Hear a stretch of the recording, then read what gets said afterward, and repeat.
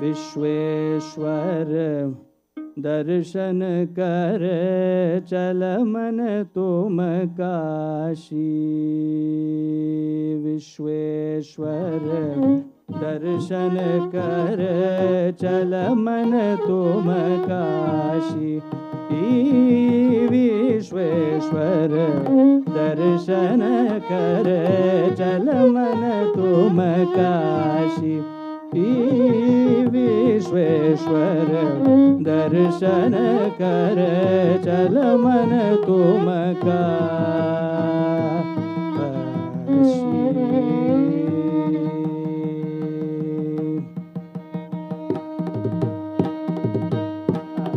विश्वेश्वर दर्शन जब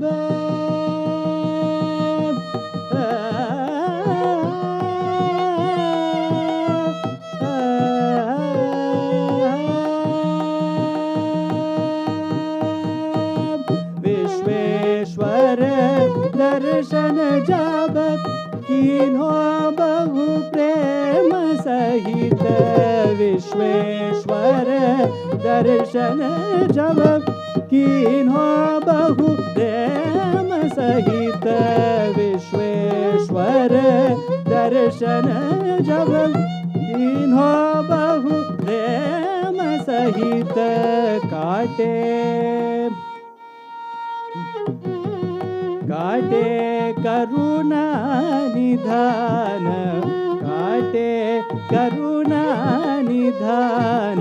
जनन मरण फासी, काटे करुणा निधान। जनन मरण फासी। विश्वेश्वर दर्शन कर चल मन तुम काशी। विश्वेश्वर दर्शन कर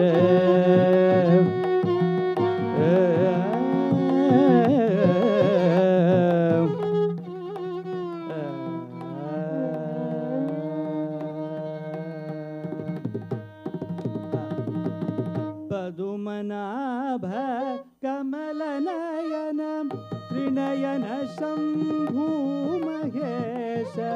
पदुमनाभ Kamal Nayan Trinayan Shambhu Mahesh.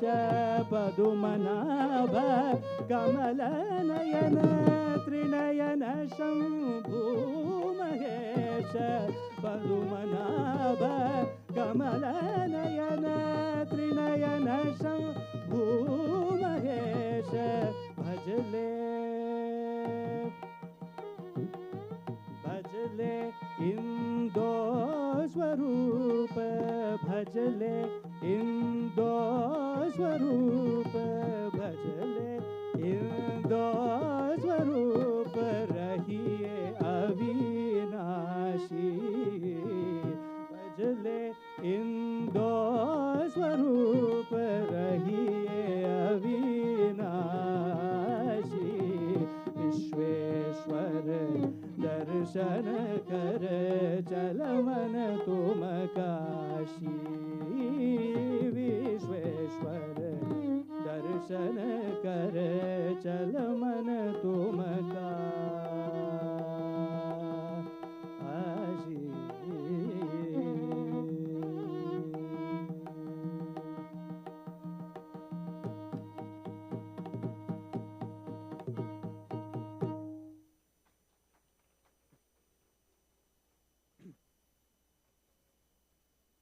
Do I need to say the meaning of that song also? Okay. I think it's pretty self-explanatory. So, okay.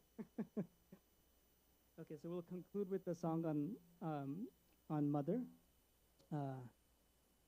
This is a composition in Raga Desh that was tuned by R.K. Sriram Kumar. I won't name the song because you'll all know it when you hear it, but it's the full Sanskritam lyrics of this piece.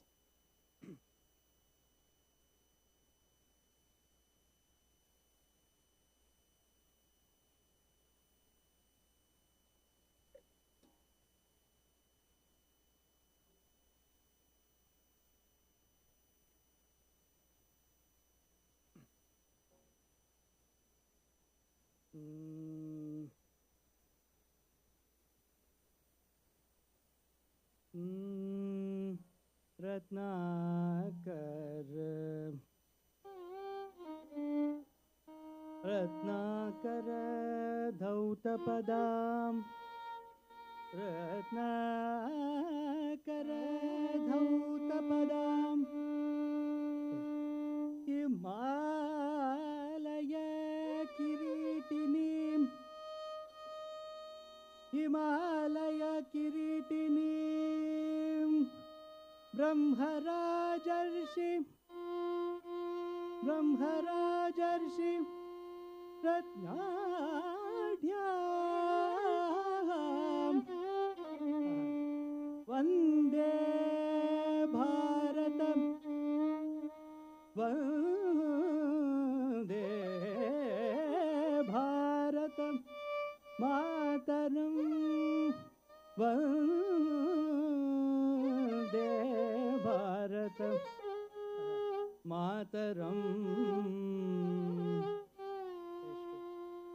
Vande Bharat Mataram Vande Mataram Vande Mataram Vande Mataram Vande Mataram Sujalam Suphalam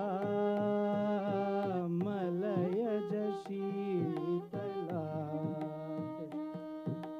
Sasya Syamalam Mataram Vande Mataram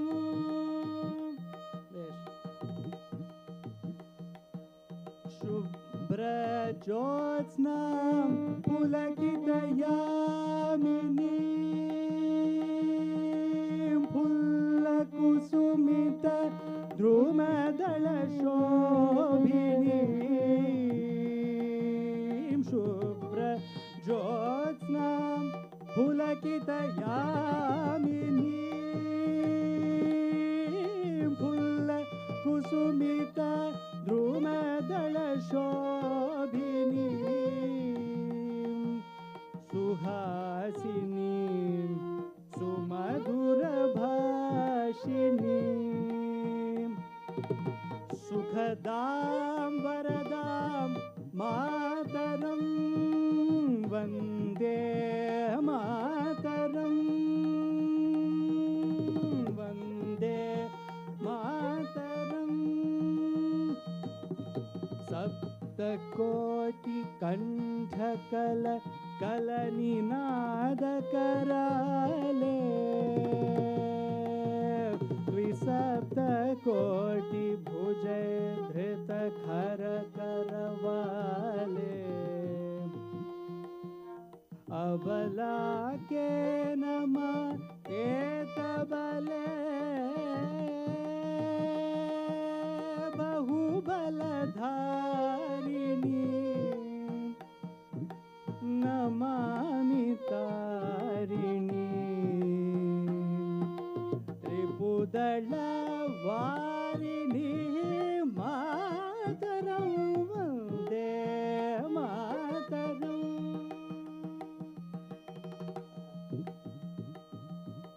Tumi vidya Tumi dharma Tumi hridi Tumi marma Tvam hi prana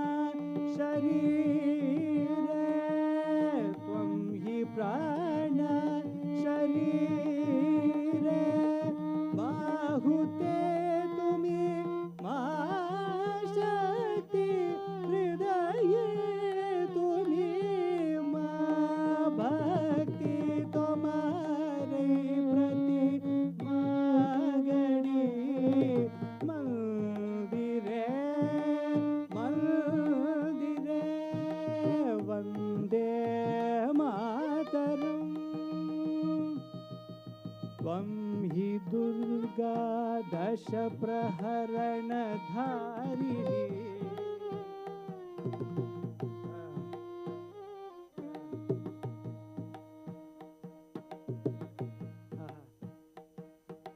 त्वं हि दुर्गा दश प्रहरण धारिणी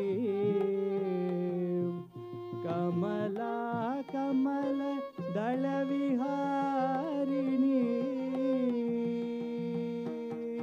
वाणी विद्या दायिनी वाणी विद्या दायिनी नमामि त्वां Namami कमलाम् अमलामतुलां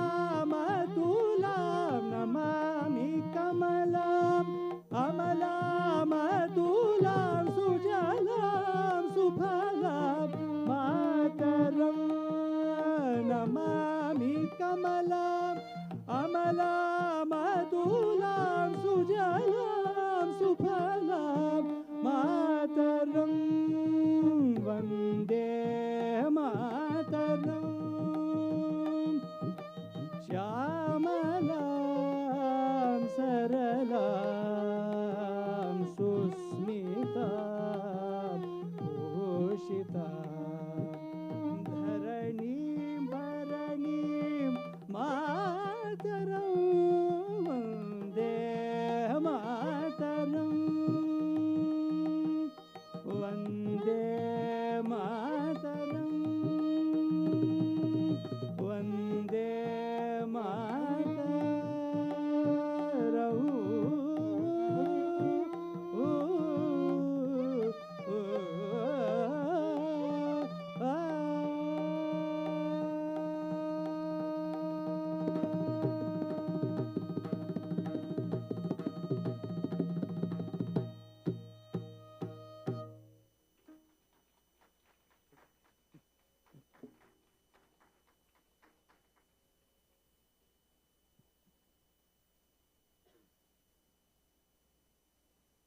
Another big round of applause for the beautiful vocal performance. Thank you, Devesh, for the melodious performance. Thank you, Vamsi, and thank you, Nivek, for the beautiful performance. I request Sri Samavedala Chandrasekhara Sharma Garu to present a token of blessing on behalf of Sri Shiva Kameswari Temple to Devesh.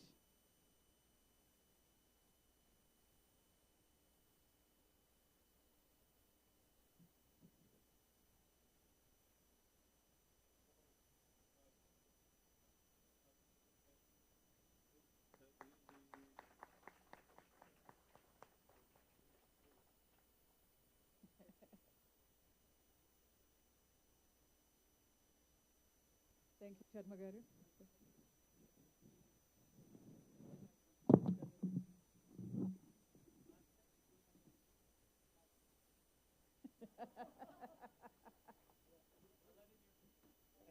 Time flies. I request Srimati Malini Vasishta to present a token of blessing to Vamsi Madan.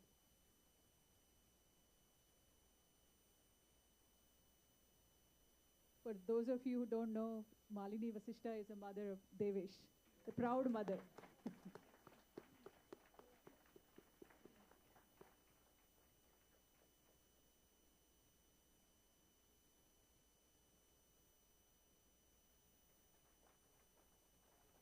And Vamsi, that bag is for your mom.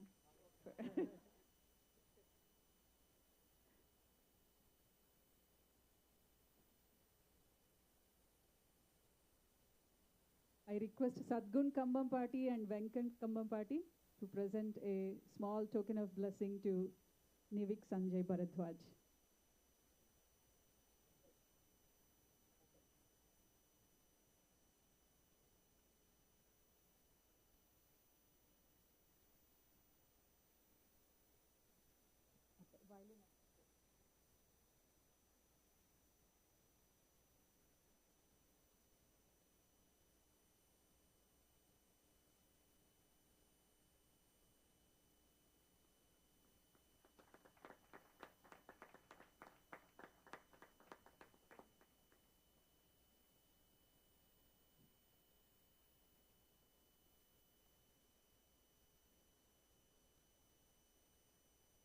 Another big round of applause for our talented artist for the melodious performance. Thank you. So please stay back. Devesh will be giving a talk on well-being in like 15 minutes. So we'll do a quick guided meditation and we'll give a break to Devesh and then he'll give us a talk about well-being. And if you have any questions, any health-related questions, you can ask Devesh.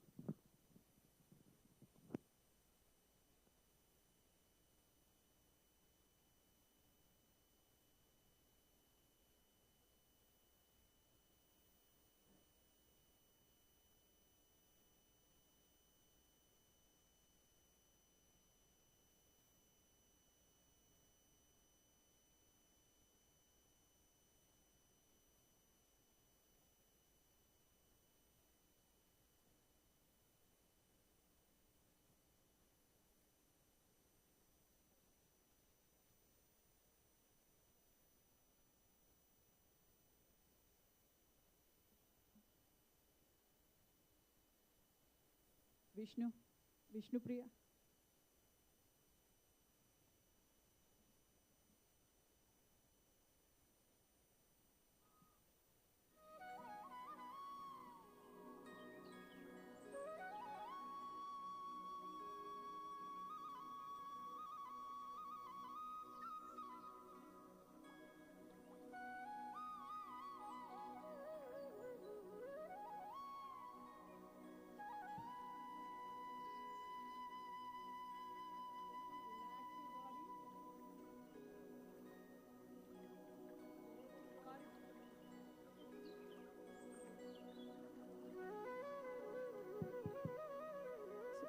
Gently relax your body. You can please take a seat.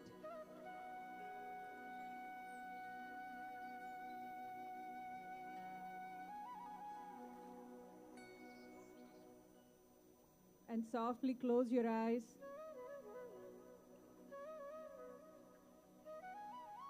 Take a deep inhale through your nose.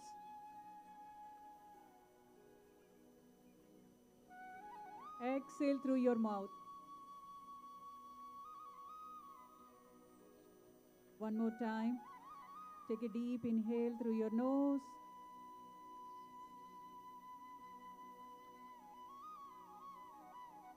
Big exhale through your mouth.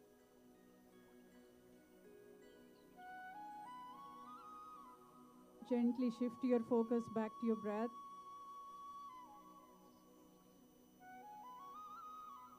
As we begin our practice today, let's set an intention of gratitude. Focusing our attention to all the countless blessings we have in our life.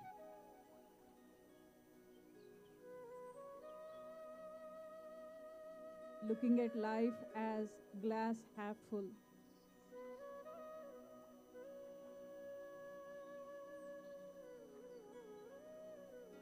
A grateful heart is a happy heart.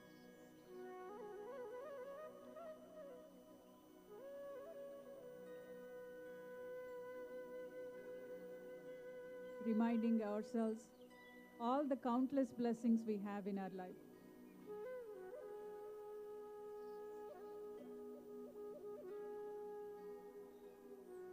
I'm grateful for my parents.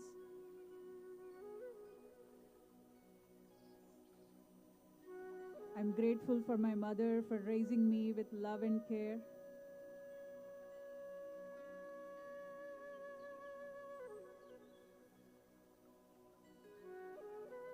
I'm grateful for this life experience.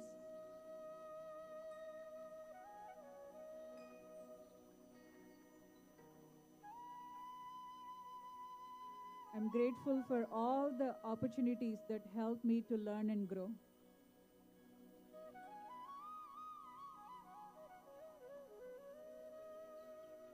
I'm grateful for all the challenges which make me stronger.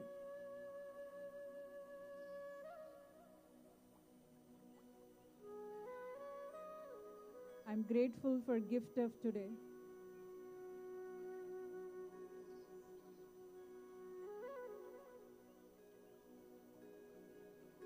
I'm grateful for my breath.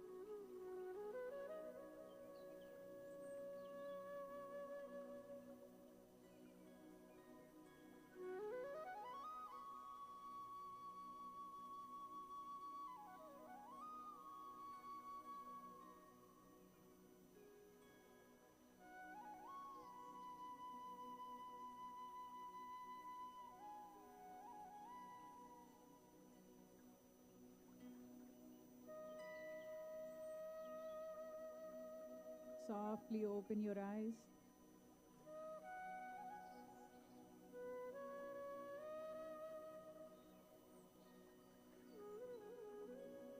Bring your chin to the center. Take a deep inhale through your nose. Exhale and drop your left ear to left shoulder.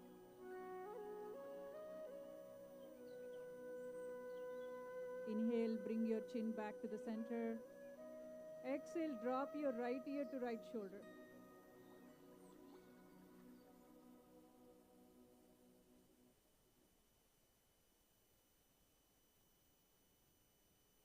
We'll repeat this for a few more times. Do you have old pictures on your PC? Take a deep inhale through your nose. Exhale, drop your left ear to left shoulder.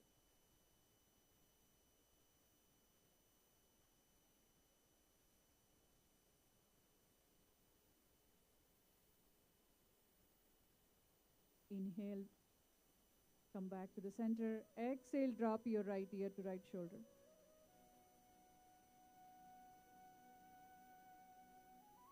So feel the stretch in your neck and shoulder muscles. Inhale, bring your chin back to the center. Now rest your palms on your knees. Take a deep inhale, lift your shoulders up, shrug your shoulders. Exhale, roll it back. Inhale, lift. Exhale, roll it back. Take it slow, take it at your own pace. Inhale, lift your shoulders up, bring them close to your ears. Exhale, roll it back and drop your shoulders away from your ears.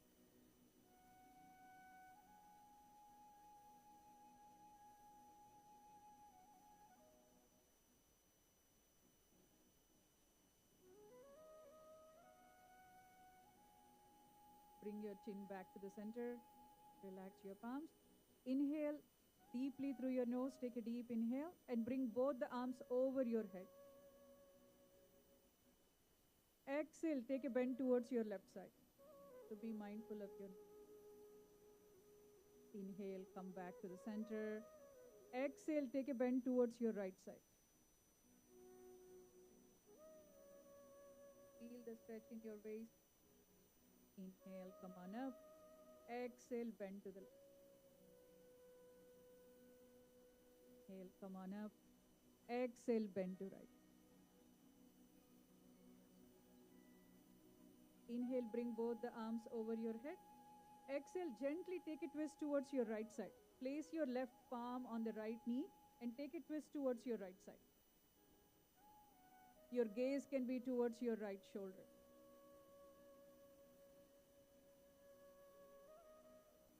Inhale, come on up, bring both the arms over your head. Exhale, take a gentle twist towards your left side. Place your right palm on your left knee and take a twist towards your left side.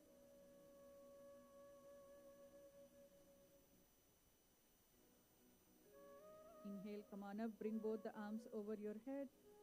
Exhale, twist towards your right.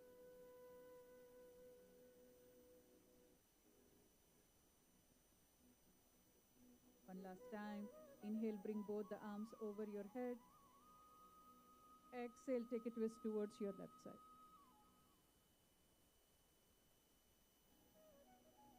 Gently come back to the center. So keep a bend in your elbows. Bring both the arms close to your head. And start making circles with one arm at a time over your head. Take a deep inhale. Start making circles with one arm at a time over your head. So feel the stretch in your neck and shoulder muscle.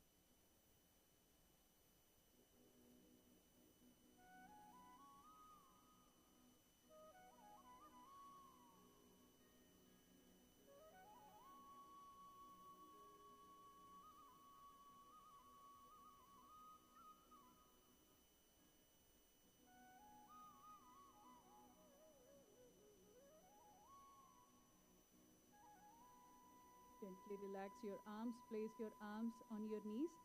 And we'll do seated cat cow. Take a deep inhale. Lift your neck up. And come to a cow position. Exhale, round your back, tuck your chin, and come to a cat position. Inhale, lift up, open up your heart, come to cow position. Exhale, tuck your chin, round up your back, and come to a cat position. Inhale, cow. Exhale, cat.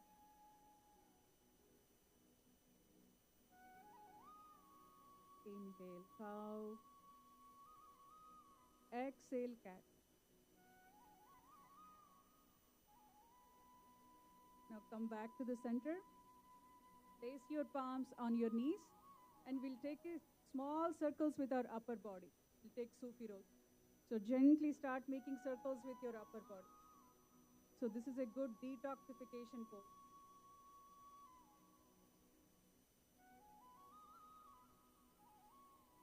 Take it slow so you won't get lightheaded.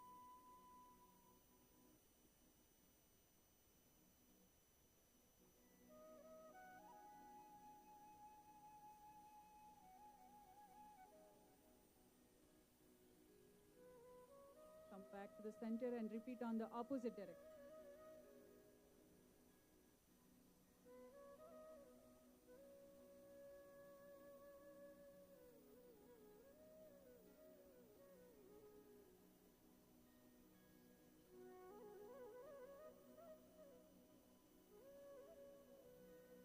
Back to the center. Bring your chin back to the center.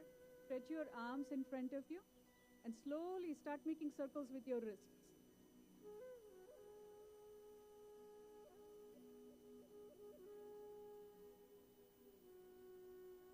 And start making circles in the opposite direction. Feel the stretch in your wrist muscles.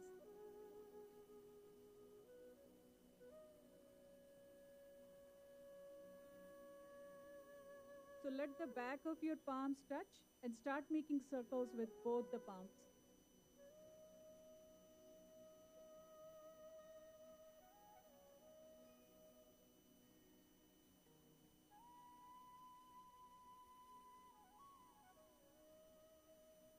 Now relax both your palms. Place your left palm on your heart and right palm on your belly. So relax your shoulders, make sure your back is straight. Take a deep inhale through your nose for the count of 4. Exhale through your mouth for the count of 4. Inhale deeply through your nose for the count of 4. Exhale through your mouth for the count of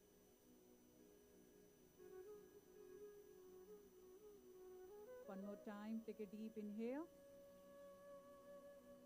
Exhale.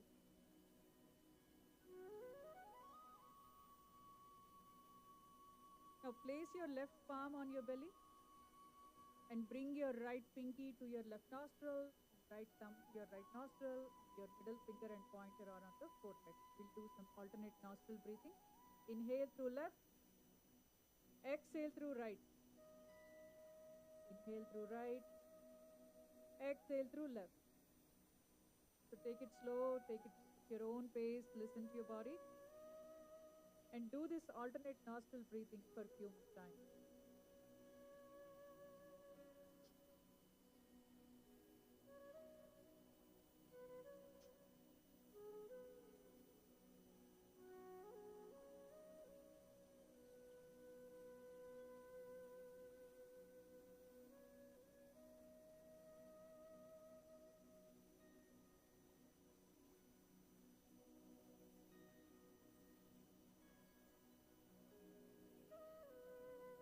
come back to the natural rhythm of your breath. 3, 2, 1. Now place both the palms on your belly. We'll inhale softly through our nose and try to exhale forcefully through our skull shining breath.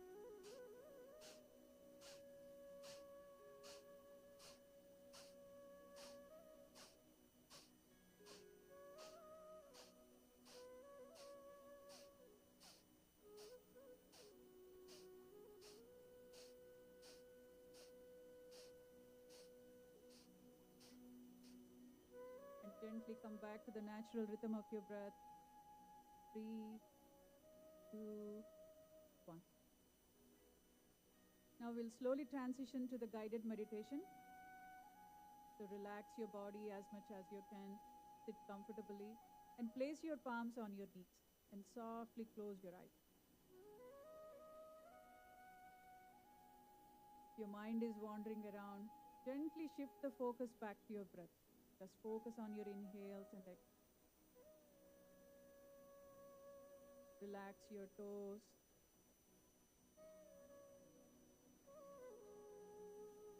Relax your feet.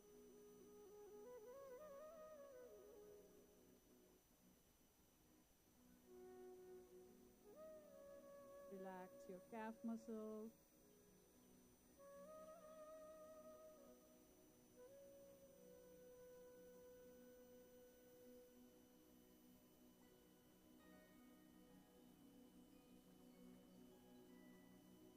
Relax your knees.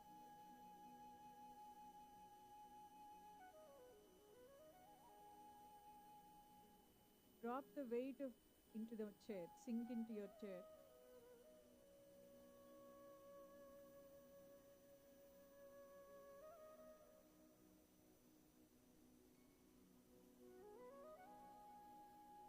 Feel your belly rising and falling with each inhalation and exhalation.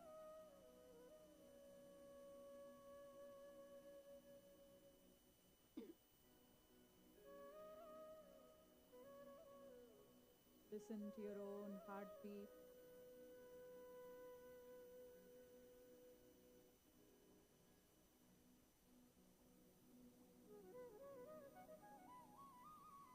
Relax your arms and fingers.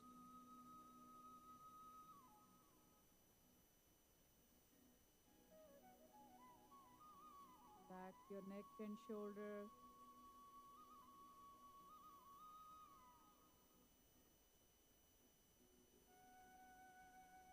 Unclench your jaw.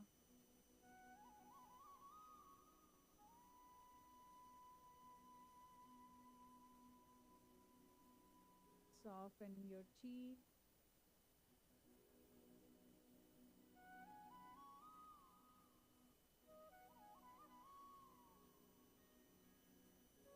Quiet your eyes.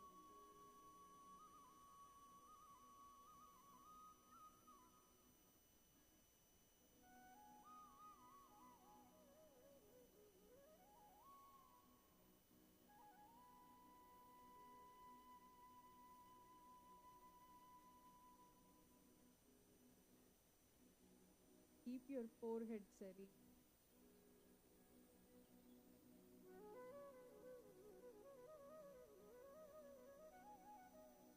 Feel the head to toe relaxation.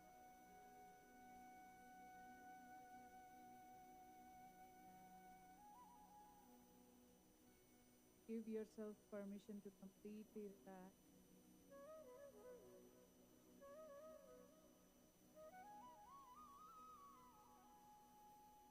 Reminding ourselves the intention that we have set during the beginning of our practice, shifting our focus to gratitude, acknowledging the countless blessings we have in our life. I'm grateful for my parents. I'm grateful for my mother for raising me with love and care.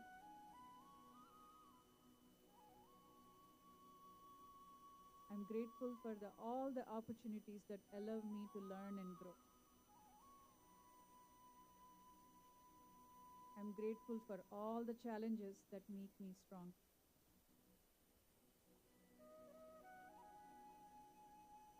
I'm grateful for a gift of today.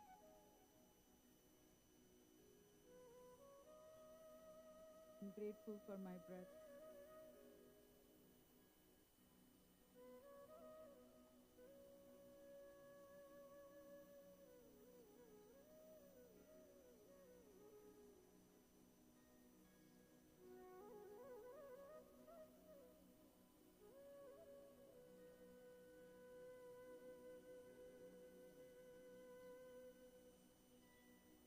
In Bhagavad Gita, Arjuna said, Arjuna uvacha jayasi chet karmanaste mata buddhir janardana tat kim karmani ghore mam niyojayasi keshava.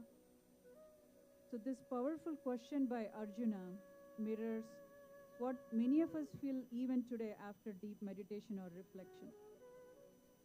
We may feel peaceful, yet life inevitably pulls us back into the action, into responsibilities, challenges, and our duty. So Krishna's teachings remind us that gaining wisdom is not the end goal, rather it is to act with wisdom, not run away from action, but take action consciously, lovingly, and courageously.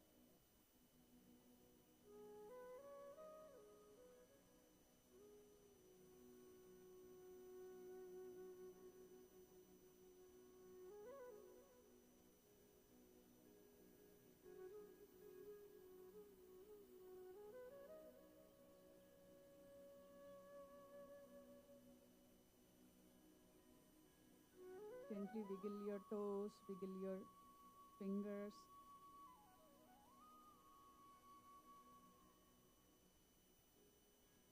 Take a deep inhale and we'll chant one Om together.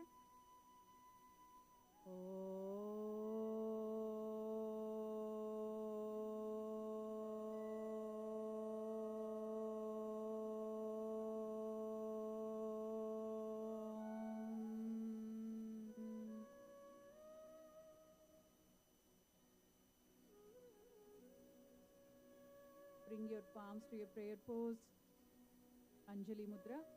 Press your thumb into your heart and your heart into your thumb. Go down to your own heart in gratitude for making your self-care a priority and gratitude for your good health.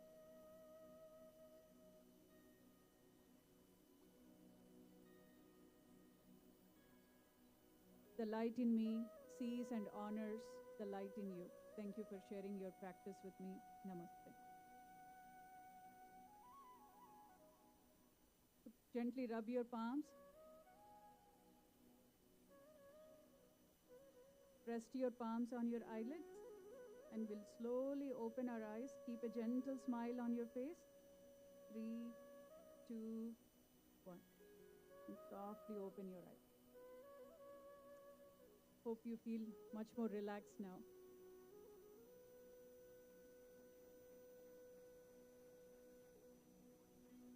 So now I request Dr. Devesh to give us a well-being talk.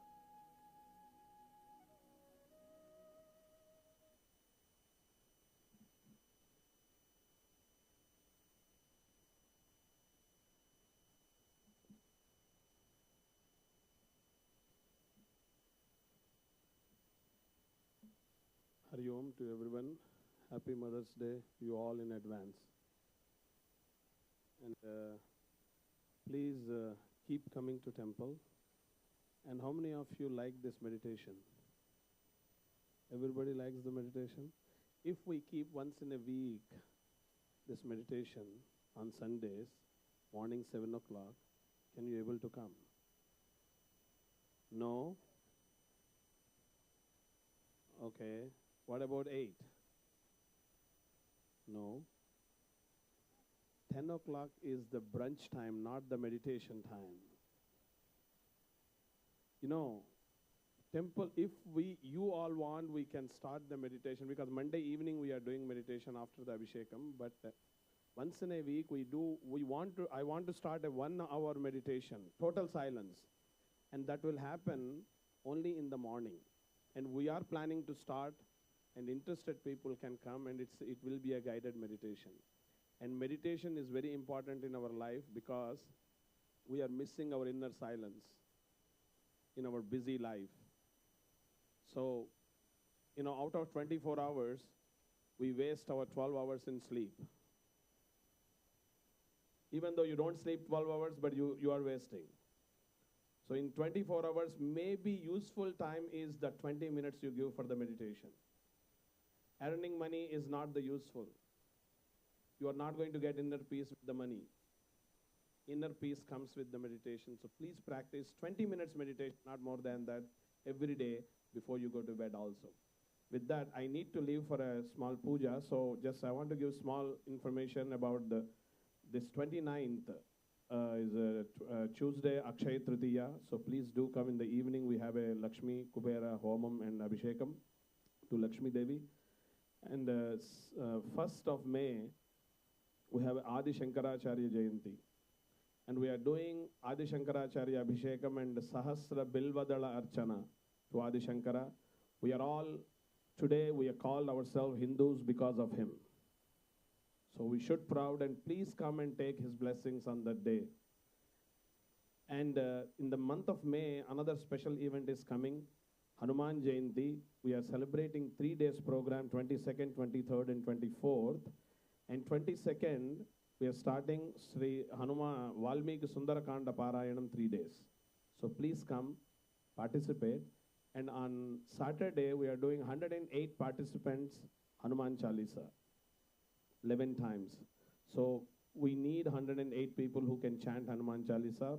Timing and everything is on the temple website. Please check it. And on that day evening, 5 to 7, 7:30, special guest is coming from Chennai, Savita Sri Ramanji. She is going to be singing Abhang, Vitthal Bhajan and Sri Ramanama Sankirtanam for 2.5 hours with her team. She's coming directly she's a well-known artist in Tamil Nadu, and she's coming here. So please do come for that Vaikuntha Nama Sankirtanam, the Vitthal Bhajans and Abhang Bhajans. Thank you. Namaskaram. Thank you, Sharma Garu and Shiva Kameswari Temple for giving us the opportunity to celebrate and Senior Day and service to our seniors and community. Thank you, Sharma Garu. Sharma ji. Okay. So we had 2 well-being talks before by 2 physicians. Does anyone remember their names? Okay, one. Yes, Dr. Ravi Jandiala was here and Dr. Dhiren Seth was here. Good job, Mom. Okay, so now we are privileged to have Dr. Devesh Vasishta with us, who's going to give us a well-being talk, and you can think of any questions that you can ask the doctor.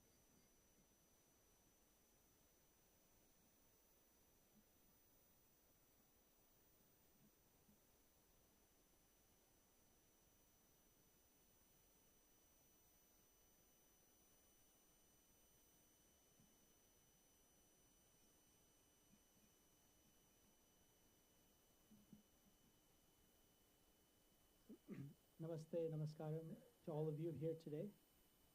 I just wanted to explain briefly what my clinical practice looks like so you have some background. So I'm trained as a family medicine physician. What that means in clinical practice is that I do primary care. So I take care of all ages from newborns up till old age, and I am a primary care physician.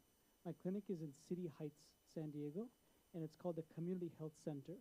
So what that means is we take care of Medi-Cal patients, uninsured patients. I have some Indian patients because either they're on Medi-Cal or sometimes when parents are visiting from India or they have temporary status, they can, as many of you will know, they can qualify for Medi-Cal, and then sometimes I see those patients in my clinic. Okay. So great. So I've been asked to speak about well-being for seniors. So just to get an idea of the room a little bit, I won't ask for your exact age, but a general. Who here is under 50? Okay. Okay, and then ages 50 to 65. Okay, and then 65 plus. Okay, okay, thank you. So, fantastic. So I'm just going to cover like 4 topics that I see come up a lot in the clinic, and then I want to give you all time to ask questions. Who has heard of advanced care planning before? Okay. So this is something that I often see our seniors haven't had a chance to do. It refers to the idea of planning for when you're too old or too sick, either to take care of yourself or take care of your finances. There are many pieces to this. On a medical perspective, there are 2 documents we like all our patients to have. One of them is called a PULSed physician order for life-sustaining treatment. This often goes on a bright neon or yellow form. You can get these forms filled out by your own primary care doctor. It can go on the fridge, and it talks about what happens in the event that you have an emergency. Let's say the paramedics come home. Do you want to undergo aggressive life-saving measures like chest compressions, CPR, intubation? So PULSed form. If you want, you can take notes. You can ask me PULST. That's something I recommend for all my seniors. The second is a more extensive paper called an advanced directive. Has anyone heard of the term advanced directive before? Okay. Yeah. Good. Yes. It actually is considered a separate document. Yeah. It has all the provisions in it that you would have put on your PULSed. Yes. So so PULSed is often used like in an emergency setting for a quick review. Advanced directive is a very extensive legal document that covers in detail all your wishes. It covers things like your DPOA, which is your power of attorney and your decision maker. And body donation, all this stuff. So it can be an uncomfortable topic, but I wanted to start with it first just to get it out of the way. If you address it now while you're of sound mind and most of us relatively sound body, right, then it's much easier when the time comes later. So I would say anyone who's 50 plus, please consider discussing a PULSed and an advanced directive with your physician. Okay, so that's topic number 1. Topic number 2. This will be a short. 2 and 3 are kind of short. So who has heard of the term osteoporosis? Okay, Nivik, I like that. Okay, good. Okay, so you may already know about this, so I'll be quick. This is an issue that I think is kind of underdiagnosed in the Indian and South Asian communities. There are 2 terms. One is osteopenia, where the bone density is low, and the second is osteoporosis. It's based on a mathematical formula, and that's where it's kind of critically low, you could say. There's a very simple X-ray scan called the DEXA that you can do also with your primary care physician, which looks at your bone density. I believe it's someone can correct me on this, starting at age 65 that you can get your DEXA. 50. Is it 50? Okay. Okay, yeah, I think you're right. So I think 65 is Medicare qualification age, so 50. So exactly, and you can get it up to every 2 years. So what is the purpose of the DEXA? So the DEXA is to identify early onset bone density loss. Okay, and so those of you who are getting it, how do you treat low bone density?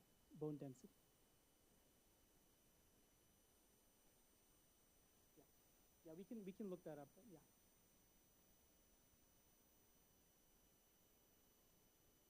Great. Okay, so I'm hearing all of the above is correct. So you can get calcium and vitamin D supplements. This is one that's pretty simple. They're very well tolerated, and both calcium and vitamin D are needed for good bone health. Okay, and then you're correct. The injections and all that, those are for more advanced forms of osteoporosis. Fantastic. Sure, sunlight will give you natural vitamin D. That's correct. The other piece I think that maybe we are missing in our community is weight-based exercise. So there's good data that walking, yoga also counts. Anything that puts little stress on the bones and muscles will actually increase their bone density. And this general kind of theme is an important one to remember. We used to think that for some of these conditions you needed to rest or they were due to overuse. So maybe you've heard of things like arthritis in the knees, for example. Now what we're seeing is that actually using your bones more, so walking, moving, they actually help control the inflammation, prevent further development of osteoarthritis, which is kind of can be knee pain or shoulder pain, and they also can help treat osteopenia, so low bone density. Perfect. And then that kind of takes me into the third topic, which is fragility. Fragility is another important issue that affects our seniors. So what is fragility? There are many different definitions, but it can be any of these symptoms. And tell me if you've had any of these. Weakness, exhaustion, walking slowly, poor balance. Balance is a key piece here. Decreased physical activity, cognitive impairment, and weight loss. So has anyone experienced any of those things before or recently? All of us, yeah. Except weight loss. So this is called frailty. In the primary care setting, this is very important for doctors to catch because there are ways to improve it. So I think, the programs you're doing here, I think there are aspects of the yoga today that are related to frailty, right? You were doing certain exercises that might improve balance, for example. There are actually formal balance classes that are offered at local universities, community colleges. You can go to physical therapy. So if you feel like you've fallen before, I know for a fact at least a couple of people in this room have fallen relatively recently. But yeah. Yes, yeah, so you're right. So it has to do with how you walk. And there's just some aspect of aging that decreases your proprioception, your ability to understand where you are in relation to the rest of your body and to your environment. So think about attending a balance class. It's something that's relatively cheap and can help a lot with fall prevention. Okay, fantastic. And then a brief piece on this exercise. This is one issue I have seen in our community is that there is often some confusion about what constitutes exercise. So I'm here to just try and recommend that everyone consider the METs, M-E-T. This is a way that we measure the intensity of exercise. But you want to do exercise that increases your heart rate significantly and breaks out a sweat. So if you have a heart problem, for example, cardiologists will love to say this, like if you and I were to go for a workout, we should have trouble speaking to each other. That's the level of intensity you want. This is the kind of exercise that actually prevents cardiovascular disease, etc. So yoga, all fine, actually very important, but make sure that your exercise routine has something that has you breaking out a bit of a sweat and making you short of breath. This can be something as simple as redoing your garden. Is anyone here interested in gardening? I love going in my garden, right? Believe it or not, if you are digging out a big, deep garden bed or replacing pavers, that actually gets your heart rate up enough to be considered exercise. A brisk walk with your family every day, right? Swimming. If you have joint problems, doing water-based exercise is fantastic. Is there anyone here who likes to go to the pool? Okay. Yeah. Yeah. Yeah. Okay. So don't go to that pool. Yeah. Yeah. So just the key learning here as part of the frailty topic is your exercise program should have something that also gets your heart rate up significantly. Now, of course, if you have a pre-existing cardiovascular condition and you've been told not to do exercise, that's separate. That's a very small number of people. It's like 0.1% of the population that should have that kind of limitation. Okay? All right. And then my last topic, and we'll take questions. I want to just briefly talk about polypharmacy. Has anyone heard the term polypharmacy before? So this is, and I think we have a doctor in the audience. You can remind me. It's basically when the total number of daily medications you take passes a certain number. I think it's like something like 6+ medicines. So when you get to that point, the fact that you're taking multiple medicines alone is a risk for adverse outcomes, whether it's cognitive issues, bleeding risk with certain medications. So this is just something to encourage all of you. If you are taking a lot of medicines, take some time and ask your doctor about it. For example, we've been deprescribing, meaning taking out aspirin from people's prescriptions in certain cases. We used to say that if you have cholesterol issues, a daily aspirin is good. Now, actually, there's a lot of data that in elderly patients, a daily baby aspirin can actually increase your risk of a severe bleed. And so that's one thing we do. Unless you have documented heart disease, stroke history, etc., we are now deprescribing the baby aspirin every day. So that's just one example. There are many such things that are worth considering. So I'll leave it at that and take questions. Now we'll open up for questions. Polypharmacy. So poly meaning like multiple, right? And pharmacy referring to medicines. Yeah.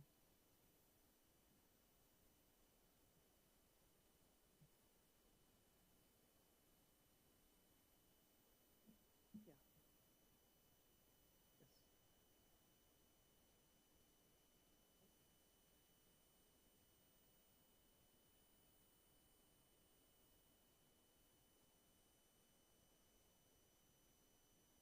from the nostril sometimes.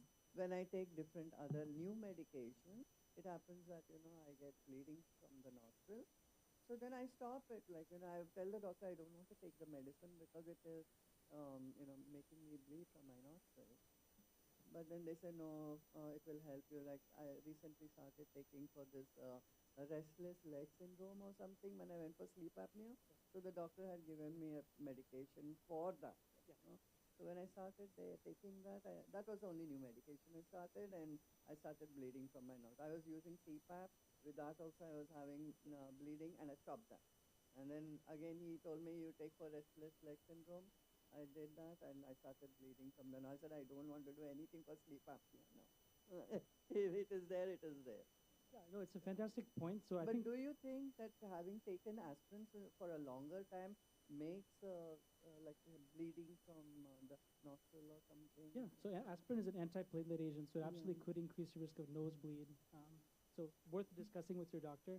But I appreciate you mentioning the blood pressure point, and you're correct. I mean, most people who take blood pressure pills, we kind of need them.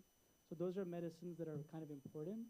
The situation in which I would take away a blood pressure medicine is a patient is becoming hypotensive, meaning you're getting very low readings, and you're getting dizzy or lightheaded.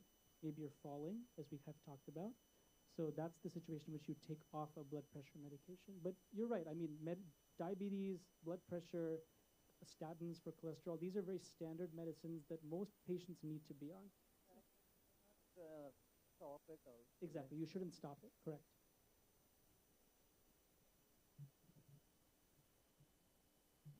Is there something like too much of a calcium? Because at one point I was taking like 1200, and then I think my doctor said your calcium is high and it could be dangerous. So now I'm 600. Yes. So I actually, when I worked in residency, I had a Punjabi lady who was hospitalized for pancreatitis, and we had no idea why. Often pancreatitis can be caused by gallstones, like in your gallbladder, certain medications, infections. Anyway, it turned out basically that she had such bad acid reflux that when her family was looking or not looking, she'd go and every day grab a bottle of Tums and just eat 1/3 of the bottle of Tums, which has calcium carbonate, right? And then her calcium shot up, and that's how she got pancreatitis. So, yeah. So you're right. Everything in moderation. And most doctors, when they check like routine labs, one of the labs will check for calcium. So it's something that's being screened, and that's a good point.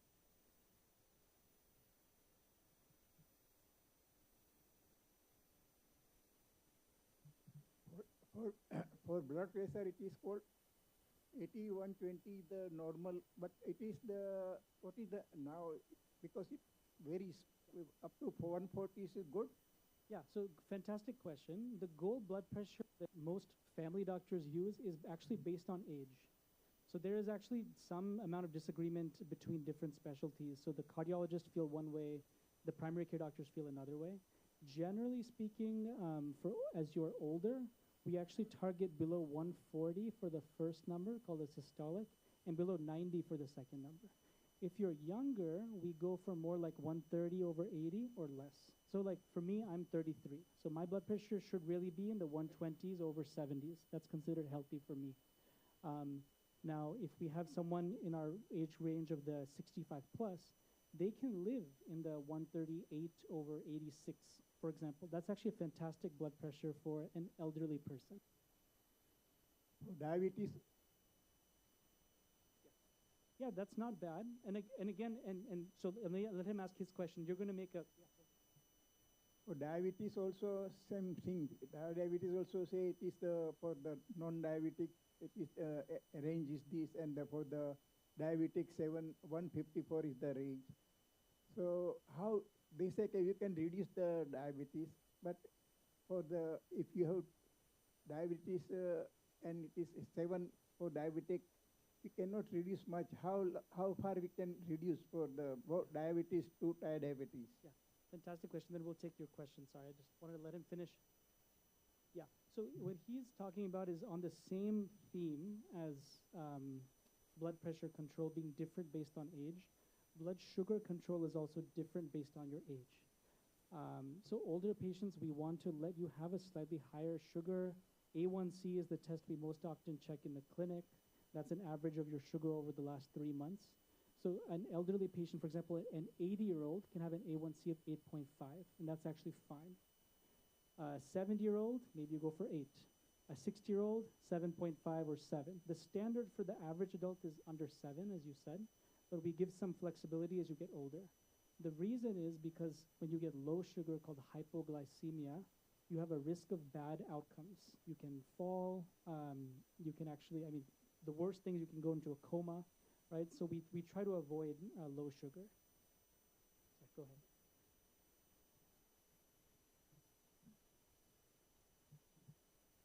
If you were to just age and not take any medicines, the natural progression is your blood pressure slowly goes up with age because the resistance in your arteries goes up. So my question is that if your blood pressure is in 140s, so my doctor says as long as it's in less than 145 or so, you should not worry too much. Is that because you said it should be in the 30s, and then I said, oh, I get 140 so many times. So. And I think I wouldn't, so I can't give you personal advice just because I don't know your full medical history. I don't think there's anything, in certain cases, there's nothing wrong with saying occasional readings of 142 or 143 is okay, but it depends a lot on your age, your other risk factors. For example, if you had been dizzy and falling recently, that may encourage your primary care doctor to let you have a slightly higher pressure. So it all depends on your specific case. Yeah. But if it goes into 150, then there is certainly some. Yeah, definitely above 150, I would say, okay, you should talk to him or her and see what they recommend. Yeah. Okay, thank you.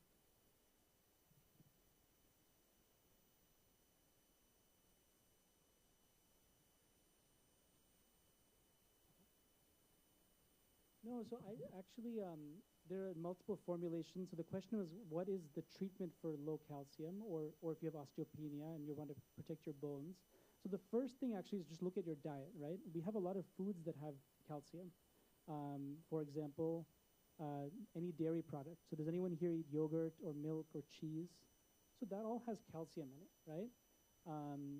Spinach has a lot of bioavailable calcium. So there are many things you can look and read about, with your food. So always diet is first, right? After you've kind of maxed out the calcium in your diet, there are all kinds of supplements. So there is just calcium carbonate, which is the same ingredient in Tums, which we use for acid reflux. Calcium carbonate is prescribed by doctors very often, and it has calcium. There's also vitamin D tablets or capsules. And then there's also versions that are combinations of calcium and vitamin D together. So any of those works, it depends on what you're being treated for. So, yeah. I'll take her question first, and then I can go to you. Yeah, go ahead. No, your question. Yeah, go ahead.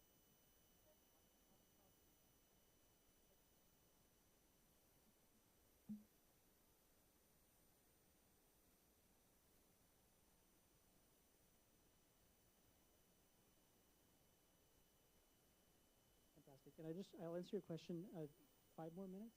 Okay. So the question was, what are biologics? And this a new form of medication, and what are the side effects?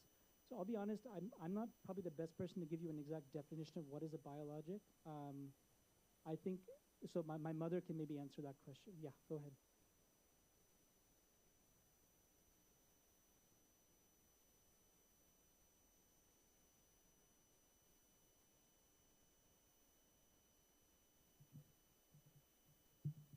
That used to treat like, normally what you all take, like hypertension or for glucose levels and all that, but it's a larger molecule. So it's usually like a protein or a DNA. Those are called biologics. I mean, so I don't know why you're asking that question, but I don't think it pertains to any of the things that Devish is talking about. So we can discuss that, off. Yeah, and I'll just speak to that. So thank you. So it's a new class of molecules that's smaller in size. Bigger in size. One place in primary care where we have sometimes seen this used, remind me, are PCSK9 inhibitors considered biologics? So they can be. Yeah, so there are some newer medicines for controlling cholesterol in patients who have very high cholesterol that are injectables. Yeah.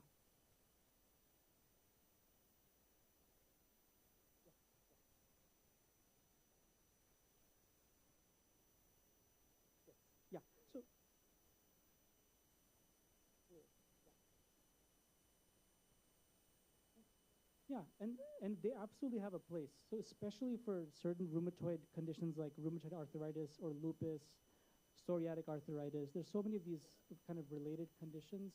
Biologics can be life-changing for those conditions. Yeah, yeah.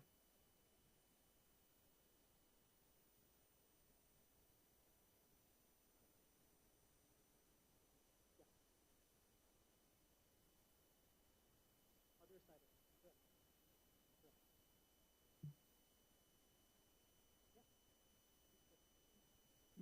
Blood pressure, blood glucose, and eye pressure, all are related. Many don't know what is the eye pressure, but it is the also major cause related to the blood pressure and blood sugar. I have also eye pressure. It goes up to 21. It is more than average. So once you have get blood pressure, blood sugar, eye pressure, you start the medicine. It will have to be taken till the life, or we can reduce how far we can go. So I love that question in part because you made a very important point, which is that for anyone who has diabetes, it's very important that you get an annual eye exam. This eye exam will look, as you said, for conditions that might raise your pressure, like glaucoma. It also looks at your retina, which is the film at the back of the eye that can be affected by uncontrolled diabetes. So great point. I'm not an ophthalmologist, so I can't really speak from experience about the medicines for high pressure in the eye. But I think probably you're right. Most of my patients who take drops for high eye pressure, it's like a lifetime thing with regular routine monitoring.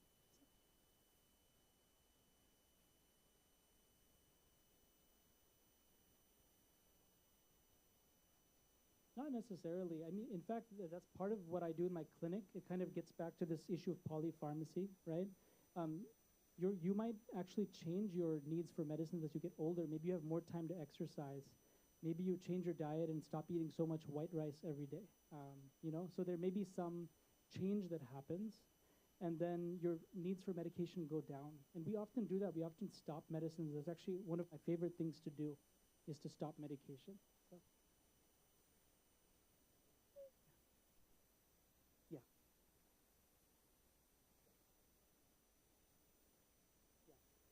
Yeah, I would say it depends on the patient. So you're right. Generally speaking, most people stay on medicines, but some people come off completely. It just depends on your case, your situation.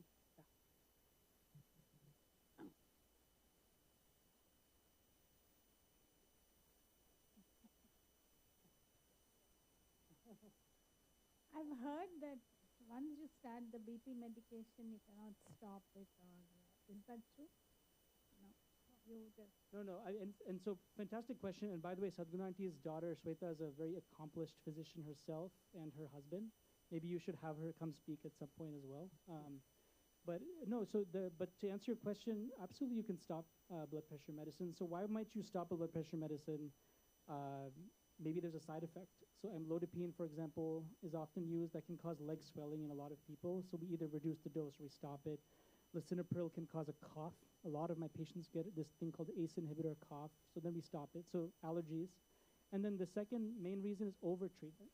So meaning the pressure is getting too low. You're getting readings at home of 100 over 60 or 110 over 70 all the time. And especially if you feel tired, you feel low, you feel dizzy, then your BP is probably being overtreated. Yeah. No. So that is a good question. And I think that's what you're asking, for the audience, right? No, generally speaking, when we prescribe a medicine, let's say it's for a statin for cholesterol or it's a BP med, our expectation is you're taking it every day. So without exception. So you don't take, one day and the next day it's low and then you don't take it. That's generally not how it works for those kinds of medicines. But you can make changes when you come in to see us. Yes, that's a very good point. Okay, so I think we're out of time, right? So then just come find me anytime. Happy to share my number with you. And if we want to do this more often, I have a lot of people that can come do this, probably better than myself. So. Thank you so much. A big round of applause to Dr. Deves Vashishta. Thank you so much. We are honored to have you here. We enjoyed your music concert, and we also are grateful for you giving us the well-being talk and answering the questions patients. Yeah. We'll take a group picture.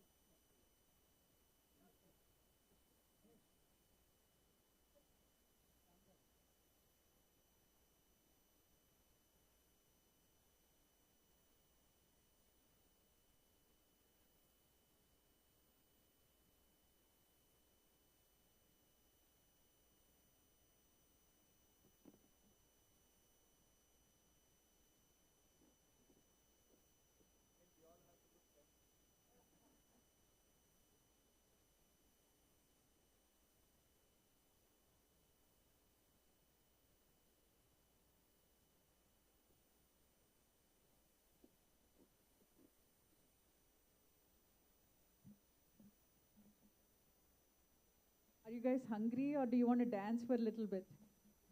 Let's take a vote. Who wants to dance? Nobody? Just one person? Okay. Let's do one more time. Who wants to dance? Okay. Who is hungry?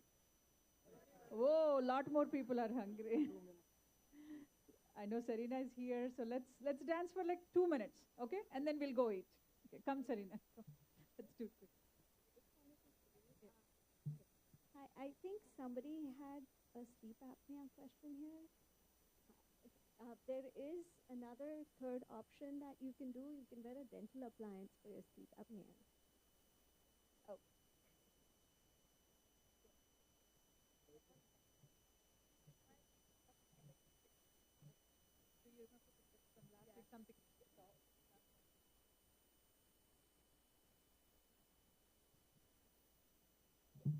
So we'll finish Harathi and have lunch. So just please bear with us for like 3 more minutes, okay?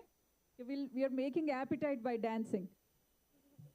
Okay, hi everyone. My name is Serena. Today we'll just do something short and sweet because I know you guys are all hungry and you want to go eat the yummy food they have. So we'll work up a little bit of an appetite like Uma Auntie said with a few simple steps, okay? So whoever wants to dance, please come to the front. We'll just do some easy steps. Everyone can do it.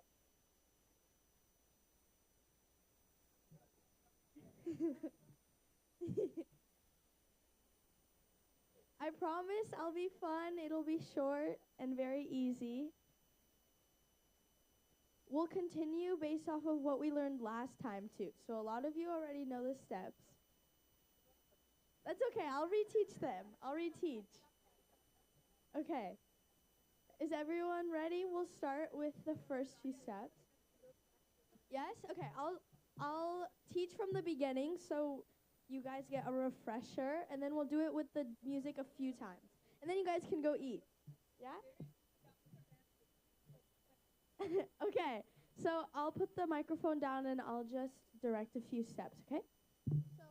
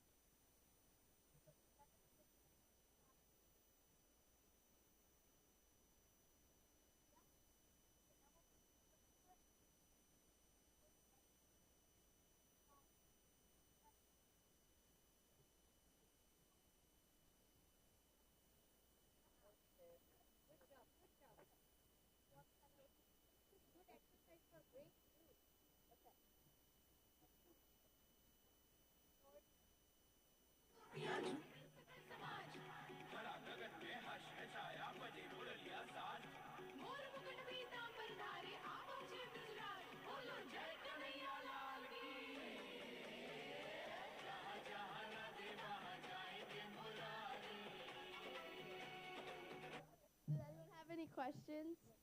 Clear? Clear? Okay.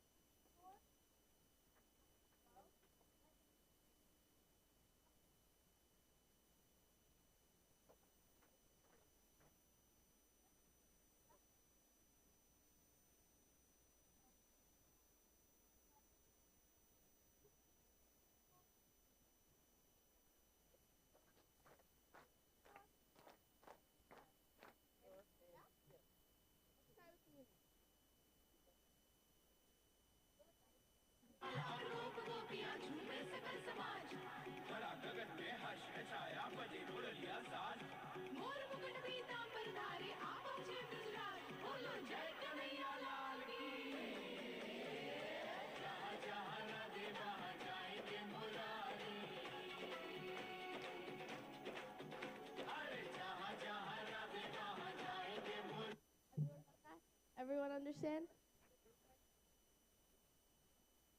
Yes. So we're going.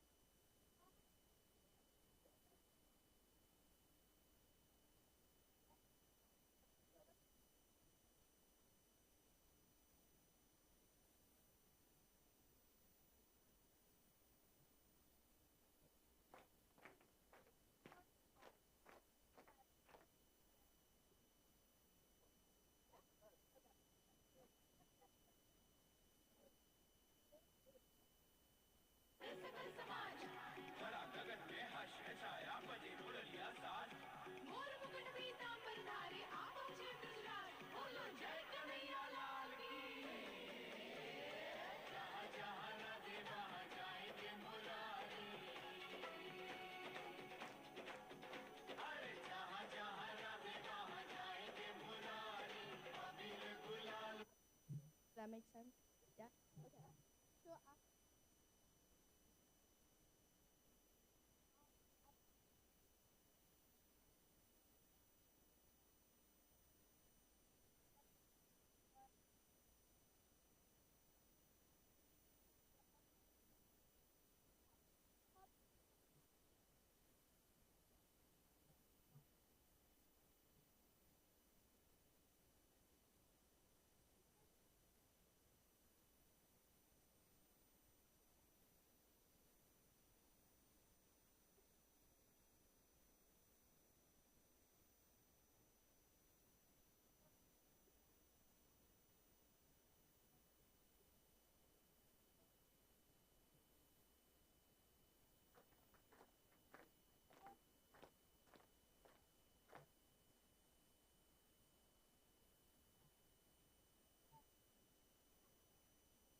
let's try with the music.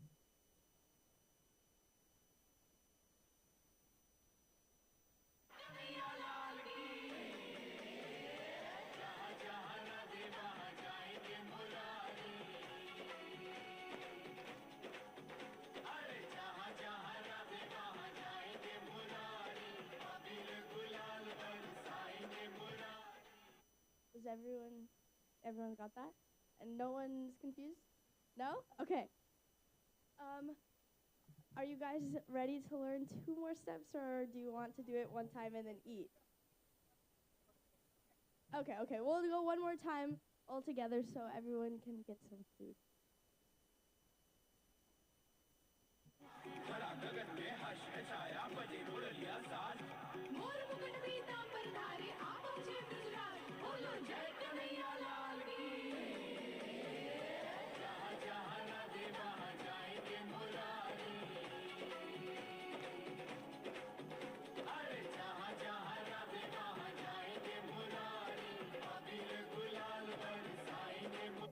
Okay, good job, everybody. I hope you enjoyed. Thank you for participating.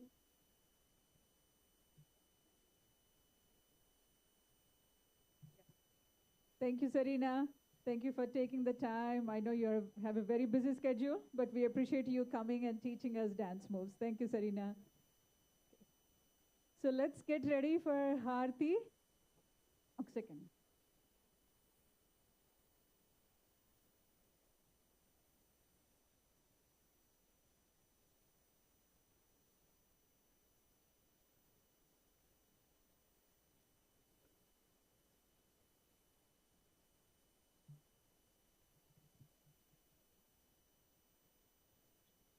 Srimatre Namaha, Namaskaram. We want to thank all the seniors for joining us today. A happy advanced Mother's Day to all the moms. A big thank you to Dr. Devesh and his accompanying artists for a melodious music concert. A special thank you to Dr. Devesh for the well-being talk to all our seniors. This Senior Day celebration is a recurring event Please mark your calendars, the last Sunday of every month, with fun-filled afternoon followed by delicious lunch. A quick announcement, next month Senior Day, since it's happened to be on a long weekend and most of us will be out of town, so instead of the last Sunday, we will be moving it to different weekend, but we're going to keep you posted. Please join us for Arati and followed by delicious lunch. Thank you. Namaskar. Please don't forget your Mother's Day gift. So after Harathi, please pick up your Mother's Day gift and we'll all have lunch together. Thank you so much. Thank you all for joining.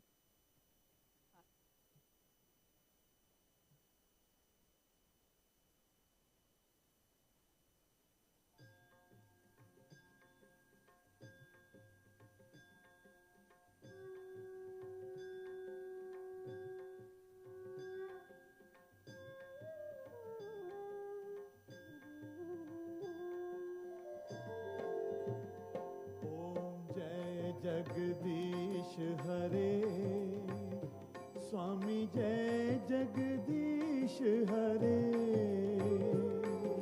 भक्त जनों के संकट दास जनों के संकट क्षण में दूर करे ओम जय जगदीश हरे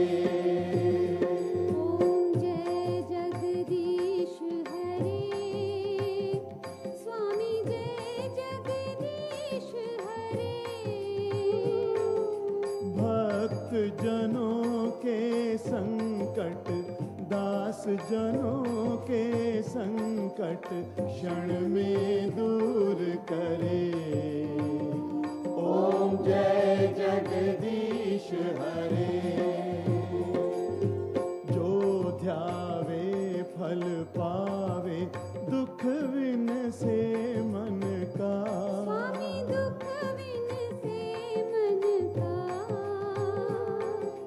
सुख संपत्ति घर आवे सुख संपत्ति घर आवे कष्ट मिटे तन का ओम जय जगदीश हरे मात पिता तुम मेरे शरण गहूँ किसकी स्वामी शरण गहूँ किसकी तुम बिन और न दूजा तेरे बिन और न दूजा आस करूं जिसकी ओम जय जगदीश हरे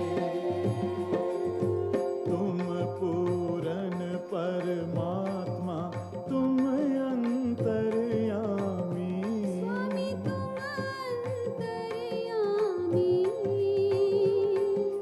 पार ब्रह्म परमेश्वर पार ब्रह्म परमेश्वर तुम सबके स्वामी ओम जय जगदीश हरे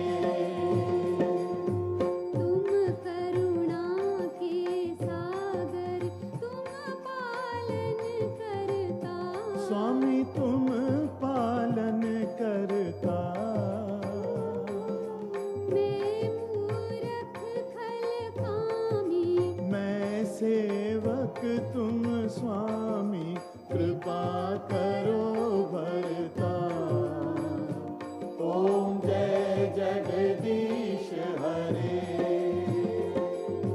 तुम हो एक अगोचर सबके प्राणपति स्वामी सबके प्राणपति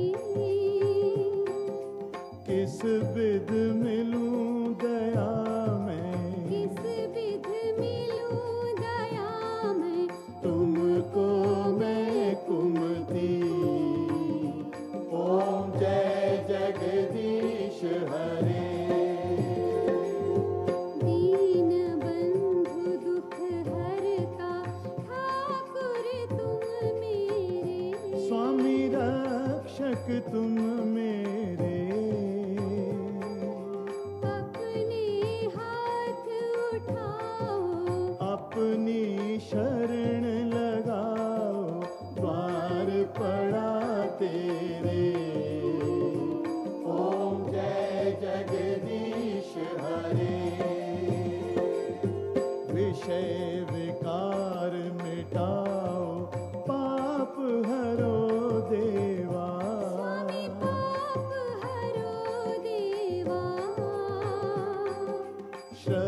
श्रद्धा भक्ति बढ़ाओ, श्रद्धा भक्ति बढ़ाओ, संतन की सेवा। ओम जय जगदीश हरे, ओम जय जगदीश हरे, स्वामी जय जगदीश हरे। भक्त जनों के संकट, दास जनों के संकट क्षण में दूर करे। ओम जय जगदीश हरे, ओम जय जगदीश हरे, स्वामी जय जगदीश हरे। भक्त जनों के संकट, दास जनों के संकट।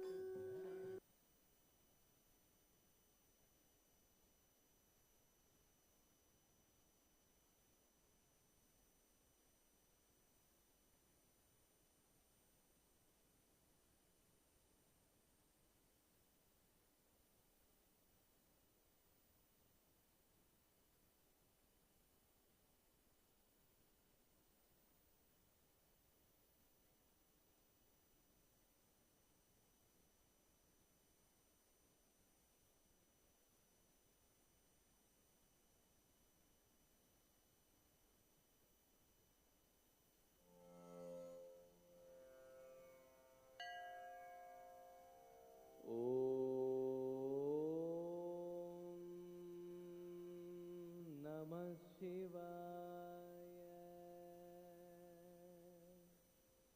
ओम